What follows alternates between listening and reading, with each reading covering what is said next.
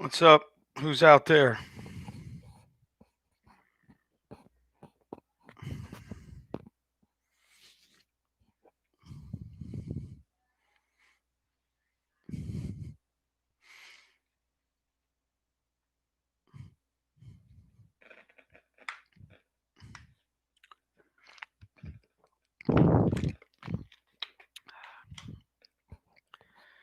Let me know if you can hear everything, if everything's okay. Haven't done it in a while.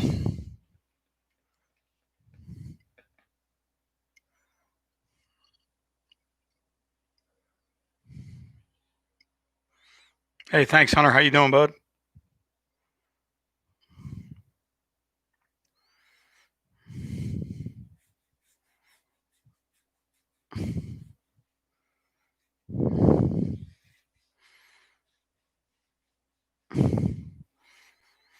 Hey, Brandon. What's up? Hunter, the season's going pretty good. We finished 3-5 on varsity. Got a playoff game, ironically, 2 weeks. A week from this Friday, we host a playoff game because of the COVID stuff. Almost everybody that elected to play in the state system, this year got into the playoffs. So we were fortunate enough to draw a home playoff game. So it's going to be exciting for our kids and our program. Had an interesting season. We started the year off 0-4, played three teams. Three of our first four opponents that we played are combined right now. They're like a combined 19-3. So we played some really good opponents early. We played a lot of young football players that weren't really ready to play at that time on a varsity level. So we took some lumps early on. And then fourth game we lost. We lost 18-14, gave up a touchdown with about 3 minutes left to lose that game. And then this past week we lost 35-32. We gave up a touchdown with 8 seconds left to lose. So we're about 4 minutes away from being 5-3, but instead we're 3-5 right now. But have made a lot of improvements. It's been a great season in a lot of respects. Just being able to get back and play during all the Corona stuff and everything that we had to do. Checking kids in every day, highlighting kids, who's been here every week and from Monday through Thursday, and not being able to practice until 3:00 in the afternoon, and just from all the different things, being able to play a season during this time was amazing. Starting off 0-4 and then getting back to 3-4 and have a chance to go 500. And then, this past week we were down 14-7, and then we were down 14-0, and then we were down 21-7. Came back and rattled off 20-something points in a row to take a 32-21 lead with about 9 minutes left in the game, and then gave up 2 touchdowns late. But again, part of the growing process, part of the a lot of guys that have never played, a lot of new players, a lot of first-time starters. So you just go through so many things in a season, and just being able to play a season, play 7 JV games has just been outstanding for our program, for the kids that we have, and for what we're doing moving forward. Coach Lucci, it's been crazy. We lost a few players here and there to COVID early in the year, lost 3 or 4 starters for 2 weeks early in the year, and then things kind of settled down after that. Hadn't had, from the COVID standpoint, haven't had a lot of adjustments the last few weeks. We've been able to kind of roll status quo. Still a lot of uncertainty every day, checking kids in and making sure that we're doing the right things, and wearing masks in the locker room and wearing masks in the weight room, and just doing everything that you can possibly do to make sure that you're playing games. And good thing was getting, to me, the most important thing this year for us was getting a season done. We had so many new players, so many new starters, so many guys that were just not only brand new to our program, but brand new to playing varsity football. So we really needed this season. Not having a spring really hurt. Not having a full summer and a kickoff classic really hurt because we had so many young guys that needed experience, needed that warm up kind of spring game, kickoff classic, however you want to look at it. And even the coaches, we had a new coaching staff. We needed a little bit of a warm up and a chance to look at our kids on the field and see what we could do and what we couldn't do and what kids could perform under the lights and what kids, struggled under the lights. So just to get to the point we're at now, just to get the whole season under our belt and, kind of make the changes that we needed to make within the program. We made some changes on offense. We made some changes going into the season. And then once we got into the season, we made some changes again. We made some changes on defense. So it's been interesting. It's been, it's been a good run. It's been nice to get back to coaching. It's been nice to, be on the field with your kids and in the weight room with your kids doing things. And so, all things considered, it's been a positive experience. Some people will always look at the outcome of things, and right now we're sitting at 3-5, and you can look at the outcome of that and say that things didn't go your way, or maybe things weren't that good. But we're extremely excited about the 3-5, how it happened, what we were able to do after losing 4 straight early, winning 3 straight after that, putting ourselves in position to win again Friday night and just not finishing the deal. And hats off to Pedro Menendez for hanging in there and coming back from 11 points down with 9 minutes left. So, just so many positives, throughout the year. And now as you get towards the end, we're on a bye week this week. We don't have a game before our playoff game, so only going to practice 3 times this week and try and get healthy and try and get ready for our playoff game next week. So just so many positives and things that needed to happen this year, things that we really needed to occur to figure out who we were, where we were, schematically, physically. So, in a strange way, I know for a lot of people, they'll think it's kind of strange, but we're kind of excited with this 3-5 season. We're playing a ton of young kids on offense. Feel like we're going to be pretty good, if not really good on offense next year. Got some pieces to fill within the defense. Trying to went back to our old style of 4-2-5 stuff with 4 hands on the ground, and still playing our split field coverages and getting back there. So,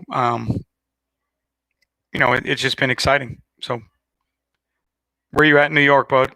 I know my friend, I know my buddies on Long Island just got started again doing some things, and it's been exciting for them to. Nice. Westchester. Been excited for the guys on Long Island to get back to doing some things and have some conversations with them about things we've been doing this season, what's worked, what hasn't worked, adjustments we made. It's just been good to talk schematics with people, and it's always the greatest. It's always the greatest thing about going through a football season is the schematics and the changes and the things you're trying and the things that you've tried to do and the things that worked and didn't work. And it's always a work in progress for the most part.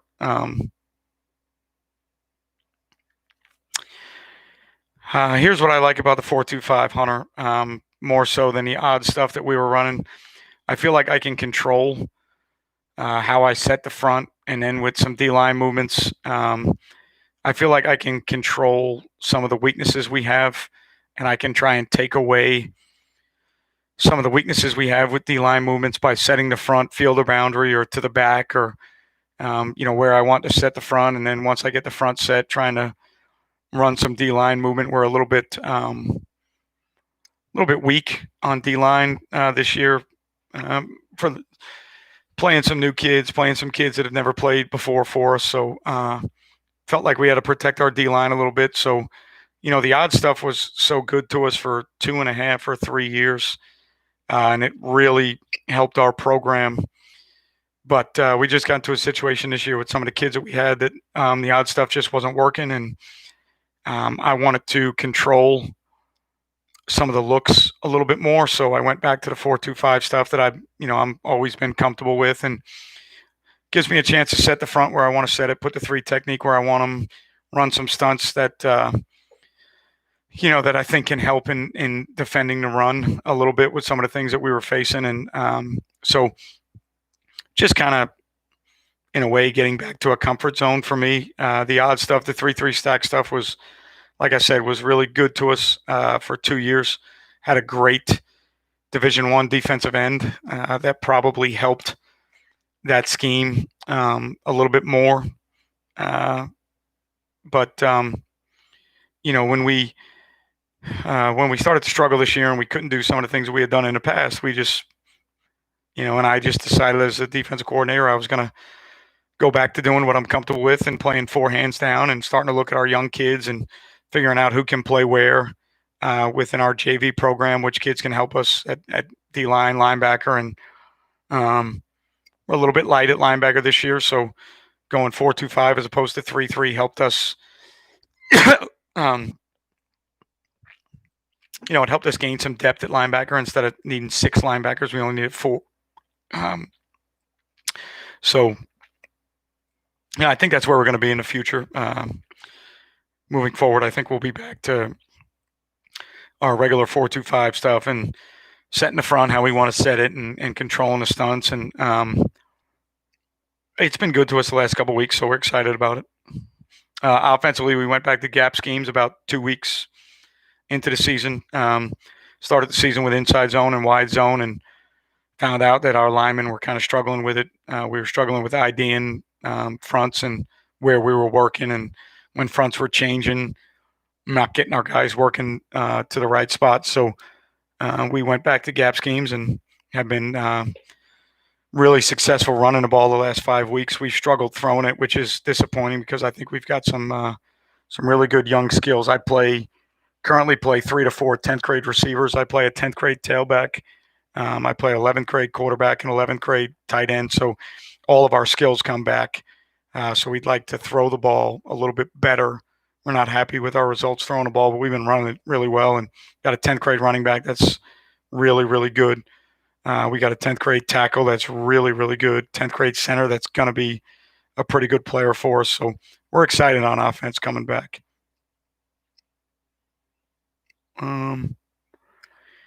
On-field workouts with no equipment, no football season is supposed to start. Yeah, we started the same way, Dan. We started in August, late July, early August with no footballs. And, well, no, I shouldn't say that. We started in mid-June, late June, beginning of July with no footballs and just workouts, and progressed our way back to footballs, and then started in August with actual practices and things that we were able to do. So we were in the same boat as you. So, hopefully when January 4th comes, you guys will be ready to go, and I'm sure you're excited, looking forward to it.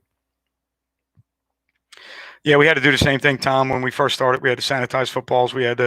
Every football we used had to be cleaned and sanitized, and then dummies and hand shields and things that we're using had to be sanitized. So, we started the same way as all you guys are doing. So,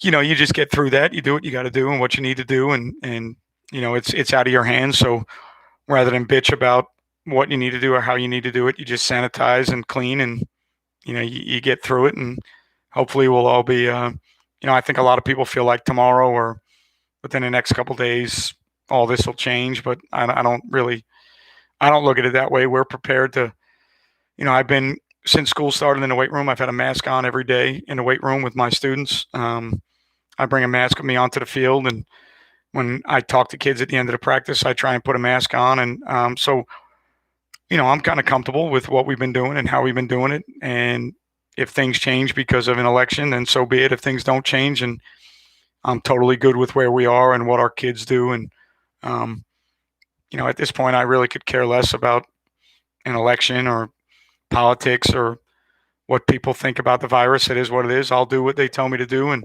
our kids have handled it really well.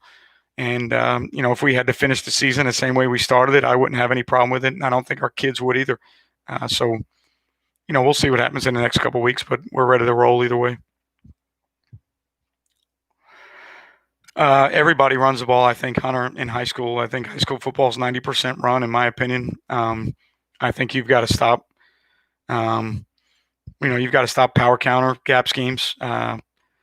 Throw some jet sweep and some quarterback read in there. But at the end of the day, I think the more and more you look at film and the more you evaluate opponents, if you can stop power counter, if you can spill, if you can get linebackers to fit and then safeties to fit, you can set the edge on runs. I think you've got a chance to win a lot of games, and that's what we've kind of done this year. We've gone back to, looking at the things we really need to defend week in and week out, and we feel like gap schemes, power counter are the two things that every week, if we defend those, we're going to have a chance to win games. And so I think that's every state, everywhere you go. In high school, at least more so than maybe college and the NFL. I mean, every level of football, you have to stop the run. That's obvious. But in college and the NFL, with the bodies they have, I think they do a little bit better job defending runs. They have bodies up front that can take on double teams. They've got bigger bodies that run better, that can go sideline to sideline. And in high school, sometimes you end up playing with kids that just aren't suited to take on double teams. They're not suited to spill effectively just because of size and speed and athletic ability. So I think it's even harder in high school to stop the run. And a lot of teams in high school just don't throw the ball. So if you can defend the run and you can stop gap schemes and play quarterback runs and read game, I think you have a chance to win a lot of football games. So when I go back and look at it, that's one of the reasons we went back to the 4-2-5 to simplify some things with our guys and just say, hey, look, if we can line up like this and do these things week in and week out within our base structure and our base coverages, we can put ourselves in position to win games. In the last 5 weeks, that's what we've done. So, yeah, 2 reading quarters is our base. It's what we do. It's how we live. Actually, earlier in the year when we struggled, I went to some one high stuff for about 2 or 3 weeks. Ran some one high schemes, some Ripley's match cover 3 stuff, and then some man free stuff, and just wasn't comfortable in it. Just wasn't good for me. I didn't really know how to coach it, and didn't feel like I knew how to answer things that the offenses were doing. So I went right back to my 2 high quarters toolbox, 2 read stuff. But the interesting thing about that, Hunter, is I did go 1 high when things weren't looking good the way we were trying to play defense, and with the kids that I had, the things that they were struggling with. I know I've done a lot of 2 high, 2 read quarters videos, but at the end of the day, it's all about your kids and winning games. So I went to some 1 high stuff because I thought it was going to be better for us, and we did it for about 2 or 3 weeks, and just wasn't comfortable with it because I can't coach it. So we got away from it. Went back to our 2 high stuff and our split field stuff, and it's been really good for us the last 5 weeks. I wouldn't say we're playing great defense right now, but we're playing good enough defense to win games, and our offense is doing good enough things to win games. So, moving forward, I think we'll be back to our 4-2-5, 4 down stuff and D-line movements and our standard single fire blitzes and then our 6-man pressures. So feel really good about what we're doing and where we're going. So,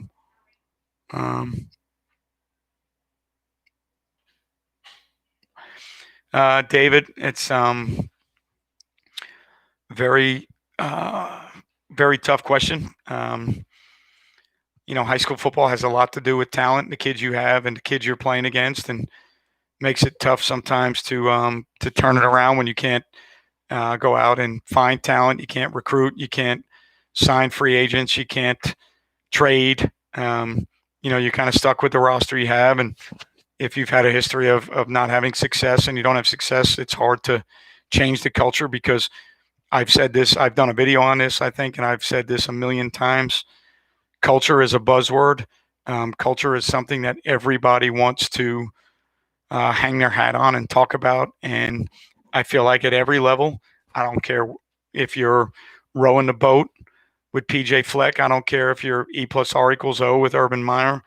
I don't care who you are or where you are. If you don't win, eventually, all the things you're doing become gimmicks. They become tricks. They become mind games. And until you win a little bit, or at least if you've been, for argument's sake, if you've been 0 for getting blown out, until you have a chance to win games or be competitive, nobody's going to buy into what you're doing. You can read every book you want to read. You can study things on the internet. If you don't have success, it's hard to change the culture. And we're still now, I'm in year 5 at the program I'm at, and I'm still trying to change the culture every day. Still trying to get the kids to buy into hard work, weightlifting, lifting on game days, lifting every day of the week, every rep in practice being important, trying to get young kids, our JV kids, to understand how to practice and practice right, the importance of a scout team, how important being part of a scout team is, and changing a culture at a place and swinging a place is difficult in high school. It's tough. It's tough to get the community to buy in when you're not winning. It's tough in today's day and age to get people to understand that their kids are what they are, and their kids are as big and as talented as they are, or they aren't. And it's hard to, it's hard for parents. I'm a dad. I have 2 kids. Sometimes it's hard for parents to see what their kids really are, and they think their kids are better than they are. They think their kids are more talented than they are. And you're out there coaching every day, and you're trying to put the best 11 kids on the field to win games based on work ethic, accountability, discipline, talent. So parents are never going to agree with the guys you have on the field, especially when you're not winning. The hardest thing is they're going to think that they're right and you're wrong. And you're not playing the right kids, or you're not playing them in the right positions, or you're not playing the right schemes,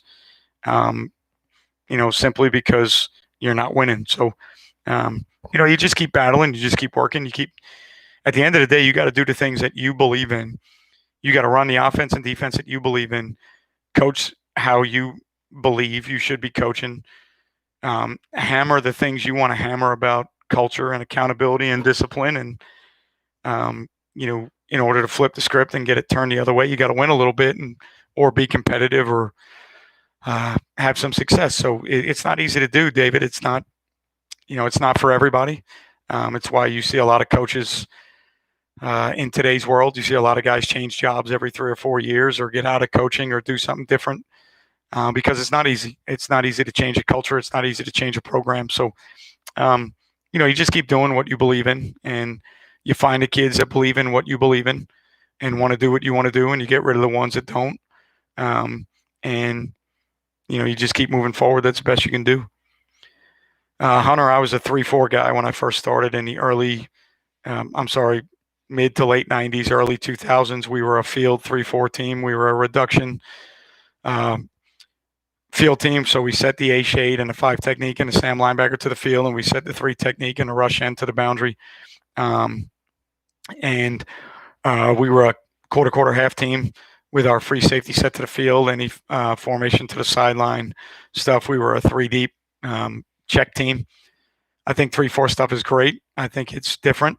I think it can cause some issues for offenses, but I think 3-4 structures and odd structures take a little bit more coaching. I think you got to be a little bit better with your coaching and your staff and your player understanding of defense. In a 3-4, there's a lot of moving parts. I chose the 4-2-5 because I think it's a little bit more consistent. It's a little bit easier to coach. It's a little bit easier to get kids in position, but at the same time, it's a little bit easier for offenses to block too. Everybody wants to block an even front. Everybody wants to block a 4-man front. So, if you have the right players for the 3-4 and you can get good at the 3-4, it's a great defense. It's still a great defense. Got to have the right personnel for it, and you got to understand your adjustments. But I love 3-4 stuff. I love looking at it. I love studying it. We've been 3-3 stacked the last 2 years, 2.5 years, and it was good to us. But at the end of the day, I felt like we needed to go back to what I was most comfortable with, and that's 4-2-5 stuff. Drop 8 is good, Miami boy. Probably better for college and NFL when you're game planning against passing games that you understand when you're going to get drop back. You understand where the quarterback's going to be in the pocket. You understand the route combinations you're getting. I think drop 8 in high school on passing downs can be effective. I think it's really good, but in high school, you better stop the run. And depending on what coverages you're playing in your drop 8 stuff, you better be real solid against the run game because the ball's going to be run 85 to 90% of the time in high school. And hell, even 3rd and 8 in high school might be a running down. So sometimes I think you can get ahead of yourself with dropping 8 in certain situations and drop. If you're playing a team that throws the ball 45 times a game and you know what you're getting, then I think it's fine. We drop 8 when we were a 3-3 stack team. We dropped 8 a bunch, and it was good to us at times. But at the end of the day, you've got to stop runs. You've got to get kids to fit runs in your fronts and your coverages, and you got to get them to understand their fits and got to get them to play fast. Not to be not for a cheap sell on the motto, but you got to get kids to play without thinking too much and read keys and run to the ball and understand where they belong in coverage if it's pattern match or pattern read. And once you do that, I think you got a good thing going in 3-4, 3-3, 4-2-5. Once the kids can kind of play with a couple adjustments and play fast and not think, know what their keys and their reads are and what their responsibilities are and go out there and play ball, I think you got a chance. Yeah, we lift on game days, Dan. It's something I've done the last 4 or 5 years. And going back to David's point about culture, it's something that I did to change the culture. I felt like at our school we were mentally weak. I felt like we made too many excuses about things and just got to a point where I told the kids, look, you're going to lift on game day and you're going to get through it. And, you're going to, once you learn how to do it, you're going to figure out that you're not really that sore. You're not that tired. We don't do heavy legs on game day. We do a lot of bench and a lot of incline and some hang clean.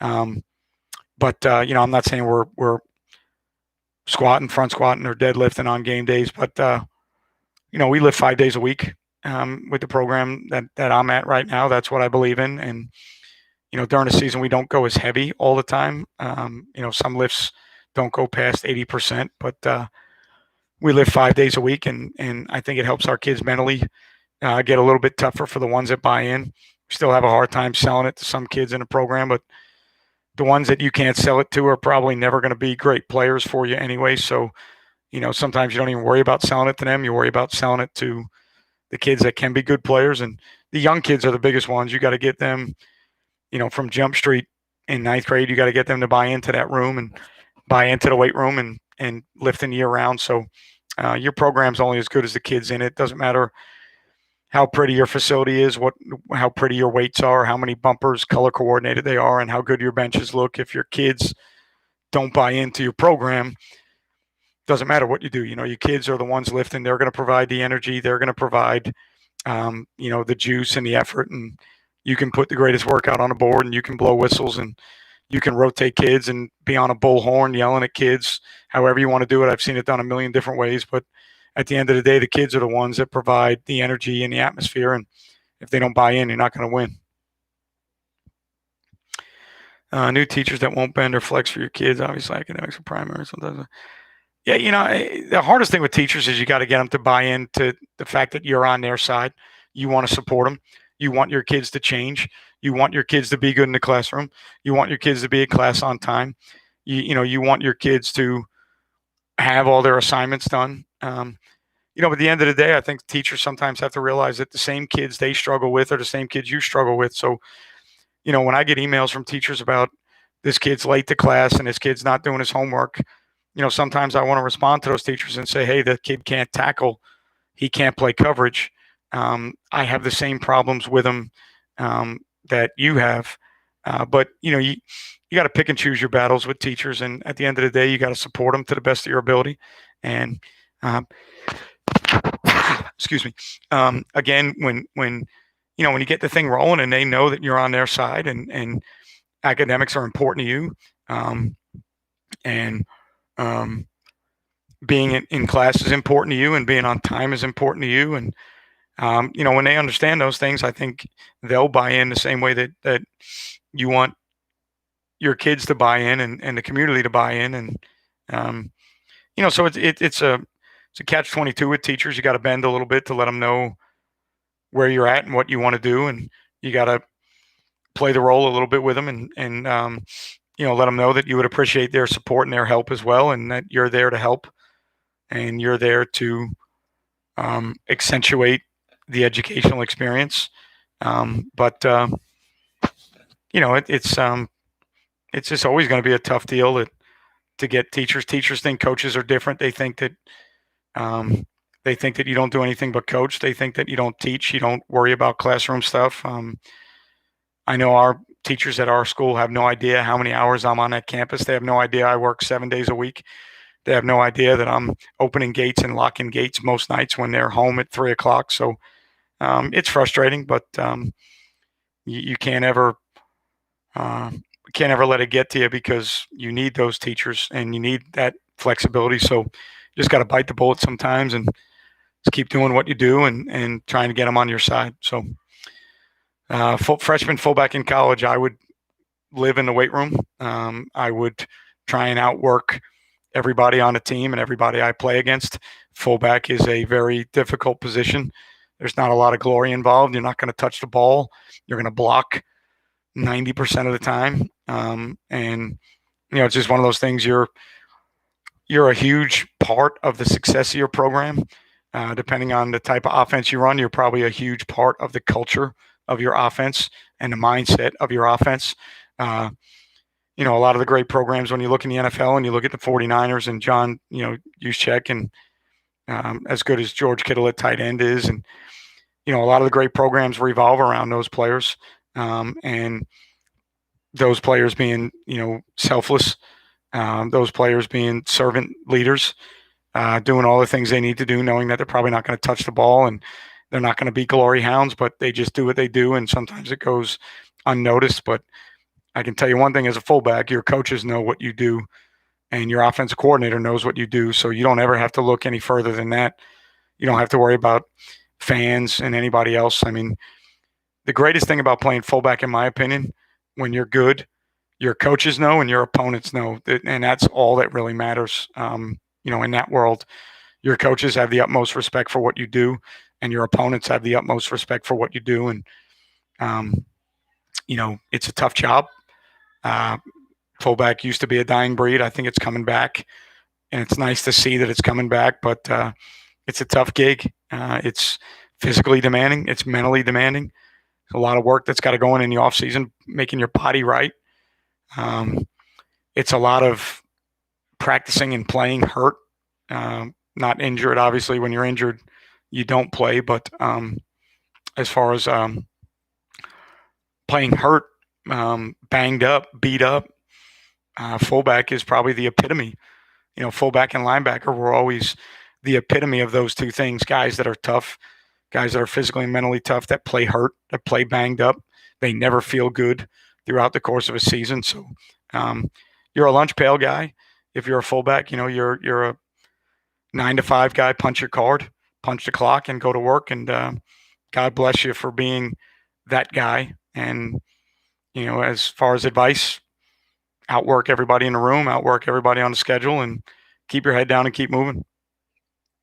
Thank you, Rebs. Thank you for noticing what we do, and thank you for paying attention to what we do. Coach Harrison, if I could answer that, I'd probably be a millionaire. Getting kids to get on the field and be physical and like being physical, getting kids to understand what physical is not easy. Toughest thing I think for me, as a head coach, as a defensive coach, toughest thing that I go through is getting kids to understand how to take on blocks, how to be physical, how to understand that it's not about block avoidance, it's block destruction. They call it block destruction for a reason. You've got to take blocks on and destroy blocks. You don't run around blocks. You can't make tackles unless you stick your nose in. So not easy, difficult, but part of the job. Part of our job description is getting kids to do things that maybe they don't want to do, getting kids to be physical, teaching physicality, teaching mental toughness, changing the culture of a program. All very interesting but difficult things to do that, like I said, if I had the answer or any coach had the answer of how to make a kid physical, I think we'd all be millionaires because it's, I think everybody struggles with it. I think everybody struggles with getting kids to understand what physical football is. And, we use the term old school football, getting kids to, um, to be physical is not easy. But it's fun. It's, that's part of what you do as a coach, trying to change a kid, trying to change a kid's mindset, trying to take a young kid that's got some talent, but maybe is a little bit scared, and doing things in practice and maybe putting him on special teams to see if he'll run around and if he feels more comfortable running and taking on blocks and tackling people, to see if you can maybe get past a mental block that he might have. So, that's a tough question, Coach Harrison, but, preach it in practice, try and be physical in practice, try and do drills, taking on blocks, block destruction, things that preach physicality. I think that's the best you can probably do. We're not a big motion team on offense. I've never been a big motion team. Not that there's anything wrong with it. There's a lot of great offenses out there, and especially in the NFL, there's a lot of great offenses that shift and move and do things. But biggest thing for me that's concerning is within blocking schemes, when you start shifting and motioning, you're gonna try and out leverage defenses. I'm sorry, and you're gonna try and predict coverages and do some things that gain numbers and gain an advantage and gain leverage. A lot of the reasons you use in motion, but what happens is sometimes the defensive looks change, and then it changes things for your O-line. And I think sometimes you motion and you end up screwing yourself up more than you screw the other team up. So I'm not a big motion guy. Never been a big motion guy. I like static pictures. I like knowing a picture and teaching my kids what to expect in that picture. I like quarterbacks knowing who to read, where the reads are going to be. I like the offensive line and know who the point is or where the doubles are going. I like the center to be able to ID the mic. So the more you move and shift and trade, the more that stuff changes. So I think sometimes it becomes a little bit more difficult to coach. All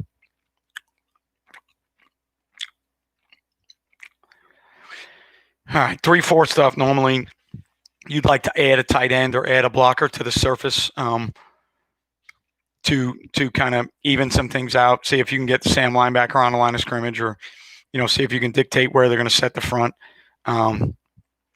We've always been a big gap scheme team. I think gap schemes are great against 3-4, especially if you're getting two big bubbles. If you can get bigger bodies on the field to kind of take advantage of the fact that they have 3 down linemen and 4 linebackers, if you can go to 12 personnel or 21 personnel, get tight ends and fullbacks on the field, I think it helps. Man-to-man is a difficult deal. If they're better than you are, it's hard to get open. But we've always tried to attack man defenses with the run game first, because I think it's harder for them to fit runs. I think they end up being a little bit short sometimes in a run game. But then trying to get picks, trying to get rubs, trying to condense formations or bunch formations, trying to run things where, you can use the man coverage against itself. I think that's the best way to do it. I think gap schemes sometimes can be better against 3-4 stuff. Man-to-man, I like quarterback runs. I think quarterback runs help equate numbers when you're playing man defenses. So, it's a lot of different ways to look at it, Phil. There's a lot of in and outs to it, but I think generically speaking, if you want to go back 30, 40 years, you're going to play odd fronts, create gaps, play a tight end, play a fullback, make them defend all the gaps, and see if you can then figure out how they set the front or what they do in coverage to alleviate some of the pressure that tight end sets and double tight sets and fullback sets put on 3-4 defenses. So I go both ways with that, Phil. I'm a Rydell guy. I'm wearing a Rydell hat right now. I'm not a big Schutt fan. I'm not a big Visus or Zenith fan. Ugly is the eye of the beholder. Some kids love them. I just wear what I wear because I believe in what we wear, and I have great relationships with Rydell. I think there's nothing wrong with you buying the product that you feel comfortable with, as far as not letting kids wear helmets because they're ugly. Um, that's probably a little bit bold, but that's your choice. So do what you want to do. Motion is definitely good for eye candy. It definitely gets linebackers to move and safeties to move and look at different things. But there's got to be a rhyme and a reason to why you motion and what you do with your motion. You can't just motion just a motion per se. So most teams on offense that are good with motions and shifts and trades, there's a rhyme and a reason to what they're doing, and they know exactly what they're trying to do. So we face a lot of running quarterbacks. We don't, to be honest with you, we don't change the coverages that we play. We just try and make sure our kids understand how to fit runs. A lot of times within a lot of running quarterbacks in high school, the best running quarterbacks that you'll see will be in gap schemes. They'll be in power counter schemes. They'll be running power read and counter bash read. And if you can get your kids to fit gap schemes, counter and power, and you can get the ball sent where you want to get it sent to, I think you have a chance at running quarterbacks. I don't think you defend it as far as changing what you do or trying to defend a quarterback himself. I don't think you really defend it that way. I think you defend the runs. And you take the runs that the quarterback is, if they're a zone team or a zone read team, then, you get ready to teach your run fits and how you want to handle zone. If they're a power read, counter read team, then you got to be able to fit your runs based on gap schemes. And they're trying to get +1 to the play side with a puller. So you got to figure out how you're going to get +1. So I don't really look at it as defending a quarterback per se, as I look at it defending a scheme. So if they're a power read, counter read team, we're going to defend the scheme. If they're a zone team, we're going to defend the scheme. And then as far as the quarterback, if it's any read game, then as a defense, I think you can take that away by giving the quarterback give reads, make him give the ball to the tailback. If the quarterback's the best player on a team, then as a defense, take the ball out of his hands, give him, work on your game plan that week to give them all give reads, make the ball get given to the tailback and the receiver on the jet, and then play football from there. So I think it depends on the types of runs that you're seeing. Extra edge defenders always help. I don't know if there's a way to get extra edge defenders. I think you got to have an edge on each side. I think you got to know how and who is setting the edge. But the biggest thing is fitting runs based on the run scheme. If they're a power team with quarterback runs, then you got to fit power. If they're going one back and running ISO, getting you into one back coverages to leave you a man short, then I think you got to figure out, you got to alleviate that somehow with some coverages that leave the right numbers in the box. And maybe you're a little bit more vulnerable in the passing game, but you have the numbers in the box to defend quarterback runs. So, it's great part of the chess game. It's why we love coaching. If there was one defense out there that defends everything, it wouldn't be a lot of fun. If there was one offense out there that scores on everything, it wouldn't be a lot of fun. So, defending good quarterbacks and quarterback runs make it interesting. It makes it fun. So, and it's not easy for anybody. If you watch in college, the teams that have quarterbacks that can extend plays and that can be a part of the run game and create gaps in the run game in one back sets, I think everybody struggles defending those, so you're not alone. We run toss read off of power, so we run power read and we toss it if the end squeezes. We keep it if the end widens. Haven't run true toss plays. Haven't been an under center I team in a long time. Grew up in an offense that ran a lot of G toss and fullback belly. But that game has kind of changed and gone by the wayside a little bit. So we do run toss read. But as far as straight toss plays, no, we don't run any toss plays.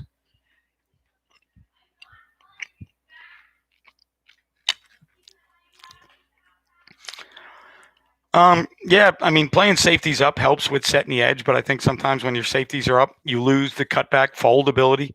You lose the ability for the backside guy on quarterback runs to be a fold player if he's up too tight to the line of scrimmage. But I do agree with the philosophy. Playing guys a little bit tighter to the box and making people throw the ball, taking inside throws away with the corners is a great philosophy. But it all depends on who you're playing and how you're playing. Eventually, there's teams that can beat that, but you got to defend what you see. If that works for you, if playing safeties tighter works for you and playing corners inside works for you, then by all means do it. I know for us personally, um, when I play safeties tighter, we set the edge sometimes a little bit better, um, but we have a problem with folding on runs away from us and inside runs.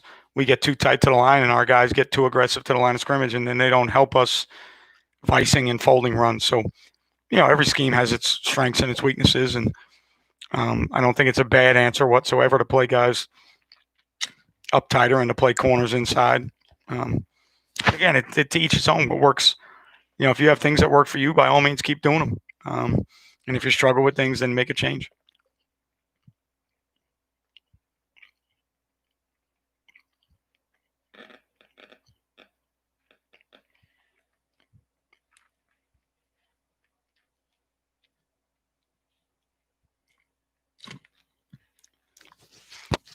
What else we got going on?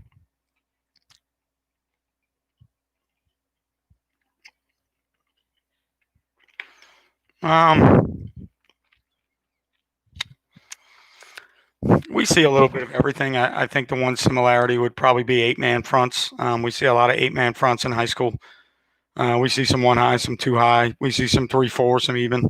But at the end of the day, it's mostly 8-man front stuff, and even the odd teams send a 4th rusher and roll down behind that and try to give you 8-man front. So I would think if you were to ask me similarities between all the defense, it's creating 8-man fronts.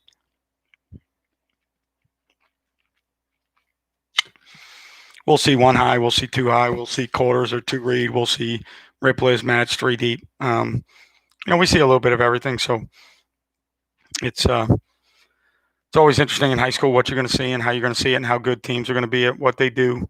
The interesting thing about high school football is you'll watch some teams that don't do much of anything on defense and win 8-9 games a year. And then you watch teams that are structurally more sound that struggle to win. So probably comes down to players, comes down to dudes and Jimmys and Joes more than X's and O's. So, that's the thing when you study,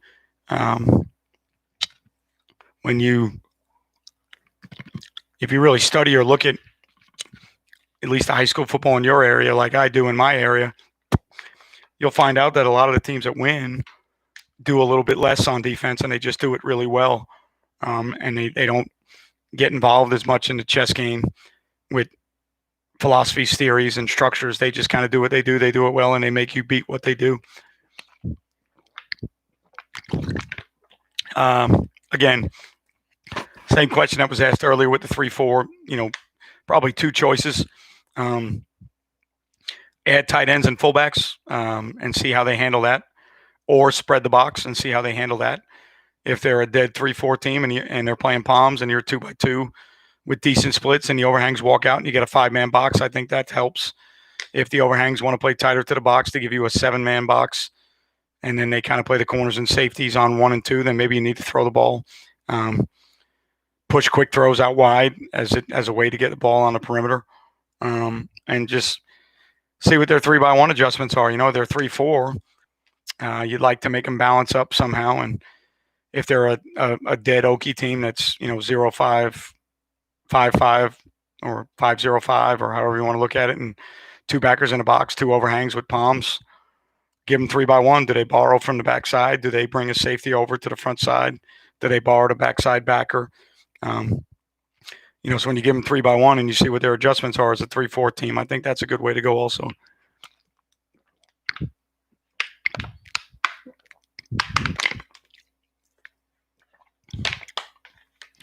But I think the thing in high school football, whether it's 4-2-5, 3-4, 3-3, I think the biggest thing is looking at film and figuring out where they're strong and where they're weak and which players you can go after.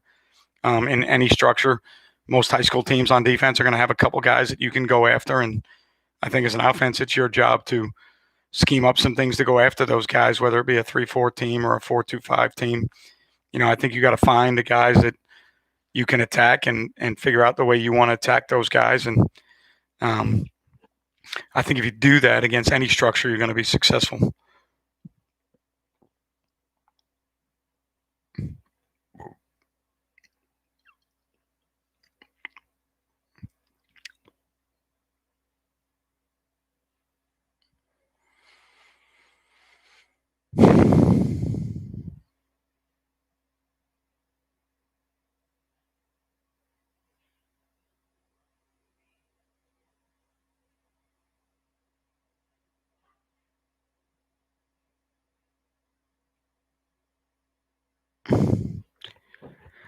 Oh.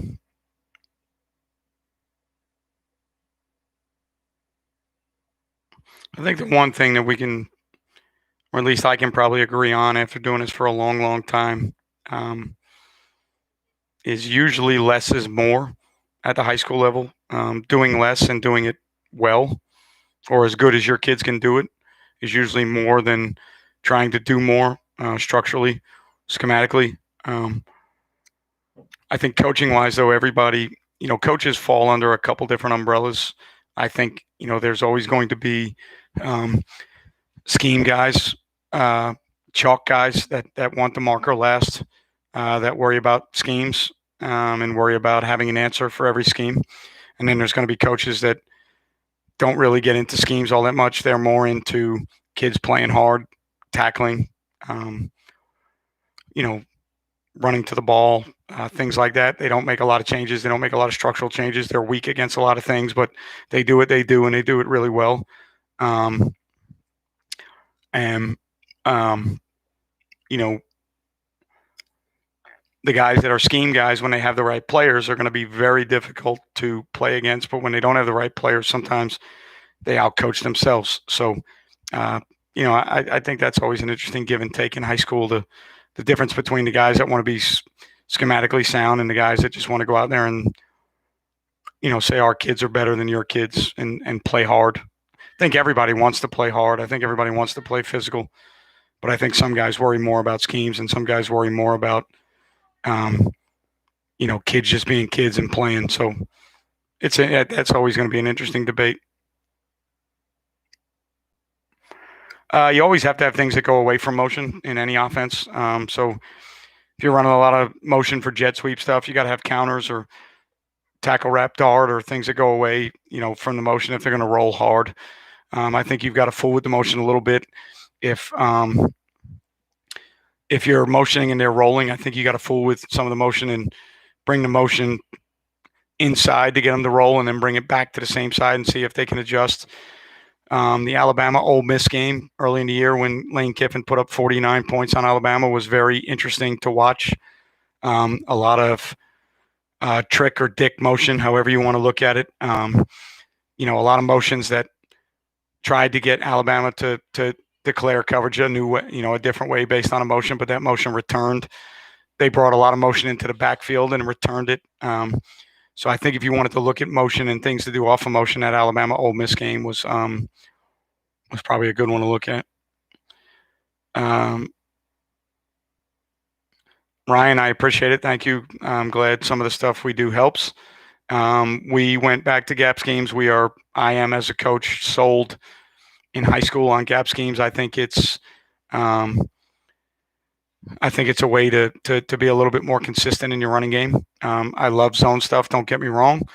Zone stuff when you watch college and NFL football, inside zone, wide zone stuff is going to rule the day a lot of the time. You can't beat a good zone offense. It's beautiful to watch.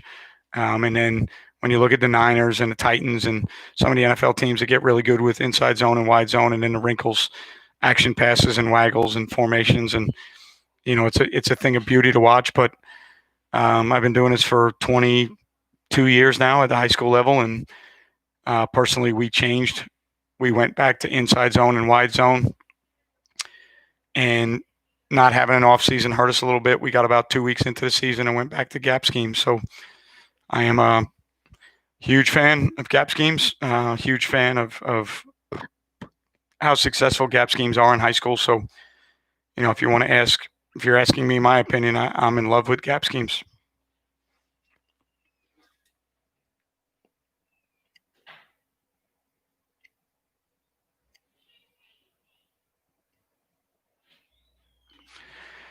Play side A gap power, where you read the play side DN and have to run a bubble. Um, we run key screens with number 2. I think what you have to understand is um, you're going to need a quarterback that can run a little bit, because if you pull power off of the D end and throw um, a bubble to number 2 and you're playing a 2 high team, the bubble to number 2 is not really affected by the power scheme. How they handle number 2 to the flat within their coverage system doesn't really get affected by the power scheme. If you're going to read the end and throw a bubble, I think the quarterback, when he pulls it, probably needs to attack the force player and try and make the force player play the quarterback, so that when he throws the screens, you know that it's 2 for 2 out there, and you've got one guy to block somebody, and then your receiver's got to make somebody miss. So we've done key screens like Noel Mazzone. I actually got all the stuff from Noel Mazzone, and we do it a bunch as a triple option theory, and it's great football. It's awesome. But as far as the schematics, the power scheme with 2 on a bubble doesn't really affect coverage all that much. It's if you're running power and reading the end, if the end squeezes and you pull, now I think you've got to get the ball to the perimeter with the quarterback and then keep the bubble screen on as an option. If you want to throw the bubble screen as a leverage deal to say that you're going to run power, as long as the box is light, if they load the box and give you leverage to the bubble screen, you're going to throw it pre-snap. I think that's a good way to go. But I think you just need to understand what plays and what concepts affect what players. So, the bubble screen to 2 doesn't really affect the power blocking and the run fits in the box. So, if a team is good at fitting power, they're going to fit power and they're going to defend power. And then when you go bubble screen, as long as they have the ways to defend bubble on the outside, they're going to feel comfortable because they're fitting power as a scheme. The Niners are they're really a tight zone, wide zone team. They may block it 50 different ways because they're in the NFL, but at the end of the day, when push comes to shove, they're a inside zone, wide zone team.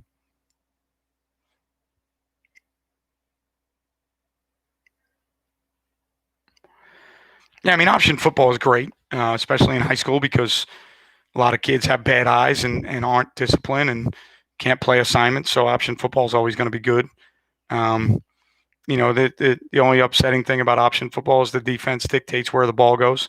So if you got a stud at quarterback and you play a good defense, they're going to make him give the ball every time, and they're going to make him give it to the fullback or pitch it to somebody else, and the ball's going to be out of his hands. So, as much as I love option football, I think there comes a time where you need called runs and called schemes to put the ball in the hands of who you want to have it, because the defense can always take things away from your offensive players. So, but it's great. Option football is great. It's still great in high school football, and I think RPOs have only accentuated that, because to me, RPOs are 100% double option football. You're putting the ball in the stomach of somebody, and you're going to ride the side off of coverage. So it's double option football. I know a lot of option guys hate to look at it that way, but RPO football is option football.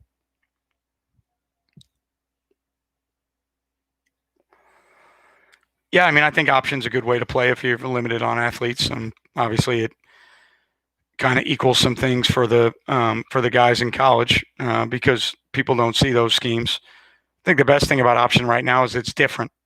So if you're an option team, a lot of people don't see option football, so it's harder for them to defend. So from a schematic standpoint, I think option football is different right now. So I think that's the biggest, to me, my opinion only, that's the biggest reason option football is still good to this day.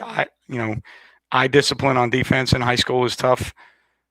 Playing assignments in high school is tough, and you don't see true option football as much anymore. So it's different. So I think it's a really good way to go. So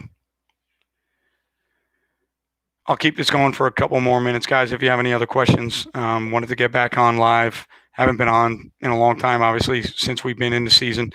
As our season winds down and we get closer to the end, I'm going to be on more, doing more of these live sessions and getting back in touch with the members of the community. And but it is 9 o'clock on a school night for me. We do have practice tomorrow, so I've got to get to bed at a decent time so I can recharge the batteries and be ready to go. So if you have any other questions that you want to ask or anything you want to talk about, go ahead and put it in there. And again, I'll be, as we wind down, we've got a playoff game in 2 weeks. So this week we got a bye week. So I'll have a little bit more free time this week, probably jump on maybe again over the weekend or towards the end of the week. And then depending on if we win or lose that playoff game will dictate how much I'm on and how often I'm on. But we run buck sweep. Yes, we ran it 30 times this past week. It's always been very good for us as a gap scheme team. So yes, we're a buck sweep team. Go back and look at your tendencies. Go back and look at formations. Go back and look at field boundary. Go back and look at right, left, strong, weak. See if you have tendencies as a coach to run the ball to the strong side or to the field side. See if you have tendencies running the ball right or left. See what your down and distance tendencies are for run and pass. See if you happen to be a team that only throws the ball when you need to, and first down you run 90% of the time. See what your third and short tendencies are. See what your red zone tendencies are. I mean, there's so many things you can go back and look at to self-scout. Easiest one right away is those simple tendencies, formation tendencies, field boundary tendencies, run pass tendencies, first down tendencies. Those are the things I'd be looking at.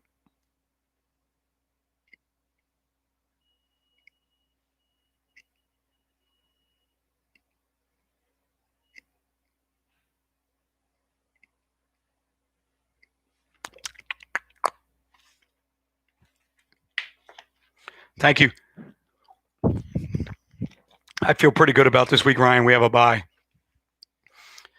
So I feel pretty good about the game plan and what we're doing this week because we're on a bye week. But interesting week for us. We're only practicing 3 times, trying to get healthy.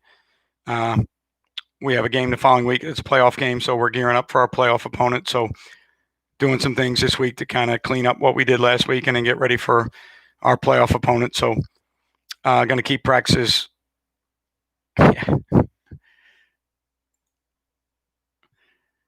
Yeah, Ryan, I'm undefeated on bye weeks. In my career, in 22 years, I've never lost on a bye week, so I feel pretty good about bye weeks.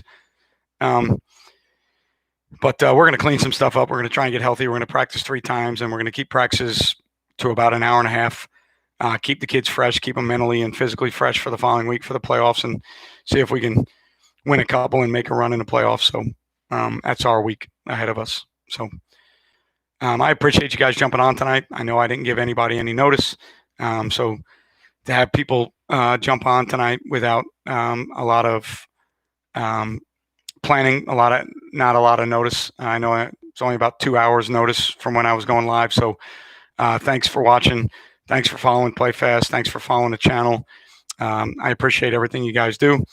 As we move into the off season, we'll be doing this more. We'll be talking about gearing up our clinics and what we're trying to do.